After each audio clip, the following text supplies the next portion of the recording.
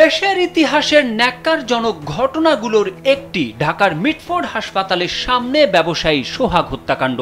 মুমূর্ষু সোহাগের ওপর খুনিরা যখন একের পর এক পাথর নিক্ষেপ করছিল, তখন পাশেই ছিল আনসার ক্যাম্প। ক্যাম্পের পাশেই এমন নৃশংস হত্যাকাণ্ড ঘটলেও আনসার বাহিনী কেন কোনো ব্যবস্থা নেয়নি তা নিয়ে ক্ষোভ প্রকাশ করেছেন অনেকেই। তাদের প্রশ্ন ছিল, আনসার বাহিনী কেন এগিয়ে আসেনি। অবশেষে সোহাগ হত্যাকাণ্ড নিয়ে মুখ খুললেন আনসারের মহাপরিচালক মেজর জেনারেল আব্দুল মোতালেব সাজ্জাদ মাহমুদ। হত্যাকাণ্ডের ঘটনায় আনসার সদস্যদের দায়িত্বে অবহেলার কোনো ঘটনা ঘটেনি বলে দাবি করেছেন তিনি।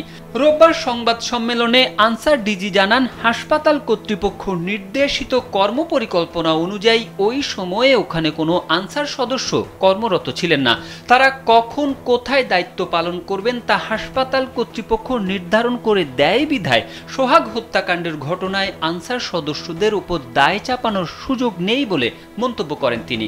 এ সময় আক্ষেপ করে তিনি বলেন, শত শত মানুষ দাঁড়িয়ে ঘটনা দেখলেও বা ভিডিও করলেও কেউ আনসার ক্যাম্পে গিয়ে খবর পর্যন্ত দেয়নি। এমনকি মিটফোর্ড হাসপাতালের ৩ নম্বর গেট এলাকায় কোনো সিসি ক্যামেরা নেই বলে অভিযোগ করেন আনসার মহাপরিচালক।